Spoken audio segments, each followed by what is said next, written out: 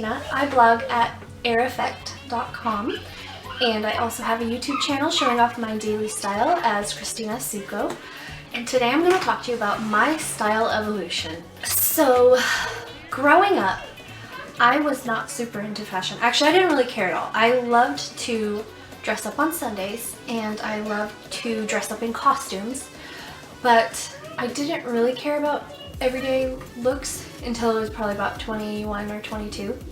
Before I had a fashion blog, I wore jeans every day, I wore t-shirts, I wore sweatshirts. I didn't have a lot of confidence. I thought I was chubby because I'm a lot more curvy than most of my friends, and I always have been. And so I didn't think that I could look good in clothes. I thought I just was schlubby and chubby and not attractive. So for a long time I would just put on t-shirts and jeans during the day because I didn't think that I could find anything that would look good.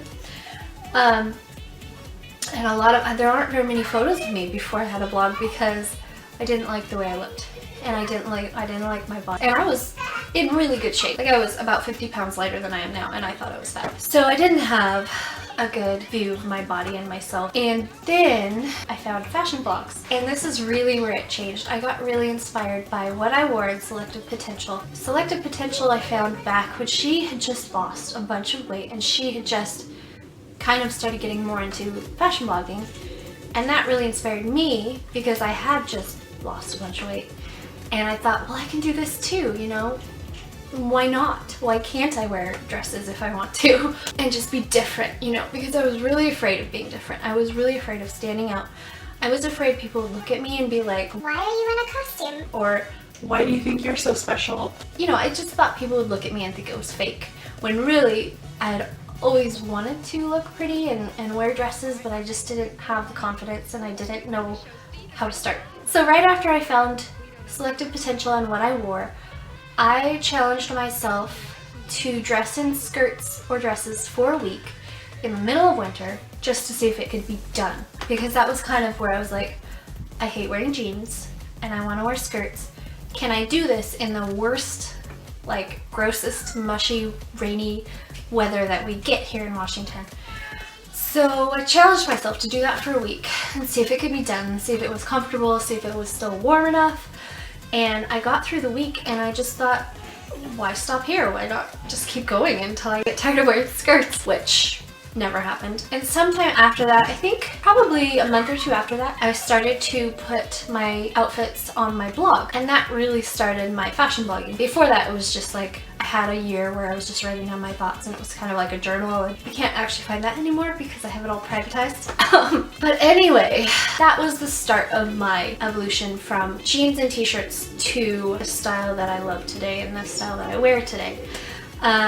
So at the beginning, I was wearing, thankfully I had discovered that wearing a dress at my natural waist was way more flattering than wearing a dress at my hips like everybody else was doing. So I was wearing, you know, high-waisted skirts and t-shirts basically, in a really cute, like, retro-inspired look, much more like Selective Potential was in the day and what I wore was in the day. It was very, I think there was kind of a fad going on where it was very, like, retro-inspired without actually being vintage or pinup. So I would wear, you know, like, button-up shirts and lots of patterns because I loved patterns, and as you can see by my closet, I still really love patterns. I pretty much always wear patterns.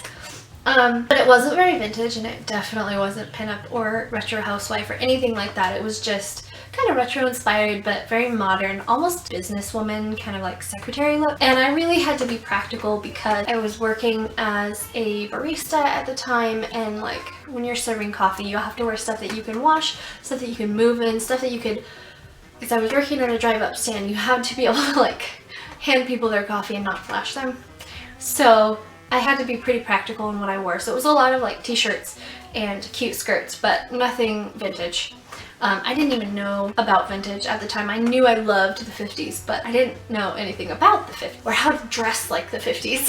And I didn't know about the whole pinup subculture and the vintage subculture that there is today. And over the years, I started discovering more and more blogs, and I got into like Nora Fines, man, I had a whole list, Southern California Belle, and the Sobret Brunette, and June Bugs and Georgia Peaches. The list goes on and on and on. But I started to find them, and I started to think, well, I could do this, because I have always been into thrifting, and a lot of those blogs at the time, everything they had was thrifted, or most of what they had was thrifted. Most of what you see behind me is thrifted, because I am still really frugal and on a budget. So I put together a lot of my looks from the thrift stores. Coffee break! This is my, I am still breastfeeding my 1-year-old, so this is my cup to represent how I feel at the moment. Anyway, so I started getting more into vintage and pinup blogs, and I started to think that I could do that. I always loved costumes, so I started, this is one of the first vintage items that I ever found in a thrift store. It was like $4, and it's got this beautiful lace around it. I think it's probably 70s, but it looks very 50s. Unfortunately, it's stained. Anyway, so I found this, and there was one other dress I found at the time, and I knew they were vintage because I had finally, I'm gonna toss it. I had finally started learning how to date clothing, so I knew they were vintage, and I loved the way they look, and I think those really pushed me into vintage, and I started looking more and more for vintage items, and I started getting more of my inspiration from like more of a vintage, like not really pinup. I still don't know if I do pinup, except for today. I look very pinup today, but for the most part I am pretty much more like a vintage housewife. I mean, I have this inspiration photo, which I think Morgan can probably put right up here somewhere, and if I could look like that every day I would. This lady, she's got like just a simple white top on, and it's a button up and sleeveless, and then she's got this gorgeous like novelty print skirt and some simple sandals. I don't really like her sandals actually, but I can find different shoes. But if I could look like that, so like effortless and put together and just truly like I belonged in the 1950s, that is my goal. Like right now, I think my style is still evolving. I don't know that I would do this look every day. I'm kind of playing with, I got my hair cut and she cut it too short, and I was hoping I could still do a retro look with it. I'm not really put up unless it's like date night, but my goal is to look like I stepped out of the 1950s. Just literally, you walk into somebody's house in the 50s and there I am. That's my goal. My aesthetic is really like vintage housewife to the max. That's what I would love to do. So I'm still evolving, but right now I think I have a very classic preference. I really like full skirts and novelty prints and every print on the planet. And that really came through with me through all of the years of like dressing more like a businesswoman, and then a secretary, and then just the modern cute coffee girl, and then really like retro inspired, and then I did go through a very short phase of pinup. I think the reason I can't do pinup is because I am too lazy for that stuff. It's too much work, you guys, to do this. It's like 2 hours of work. Maybe not 2 hours, but... And I'm pretty happy with where I am right now, but I think I'm still evolving. I think I always will be evolving, but I'm so glad that I got the confidence 8 years ago. Has it been 8 years already? I've been fashion blogging for 8 years. That's a long time. Yeah, I'm so glad that I got the confidence 8 years ago to put on a skirt and to stand out, because I didn't want to stand out. I felt chubby and I didn't feel worth it, but I was. You know, it was worth it. I am worth it to look pretty every day, and that's my goal, to remind myself to always look pretty and to always dress in a way that makes me happy. Getting a little emotional here because just because I know so many girls that don't feel like they're worth it, or that feel like they're chubby, or they can't dress like this because they don't have the right body, or they don't have the right face, or they don't have the skills to do the hair or the makeup. And it's like, just dress in a way that makes you happy. That is my advice for the day. Because I did stand out, but people would come up to me, my friends came up and they said, I wish I was brave enough to dress like you do. Or I love your outfit and I want to find that for myself. And I have people come up and they say they want me to be their stylist, or you know, just random girls in the grocery store will say that they see me around because I always go to the same place, so they know me there.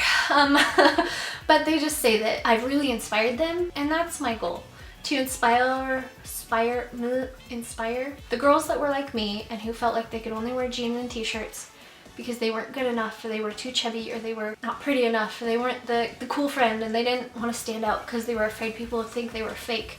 That was me. And I wish that I had just forgotten about all that and told myself, you're worth it, dress how you feel happy, and if people don't like it, who cares? It's not their body, it's not their clothes, they didn't buy anything that you're wearing, they have no right to tell you they don't like it. Anyway, that was kind of a tangent that I didn't plan on going on. But that is all my style evolution story, from the schlumpy jeans girl to whatever I am today. Just happy.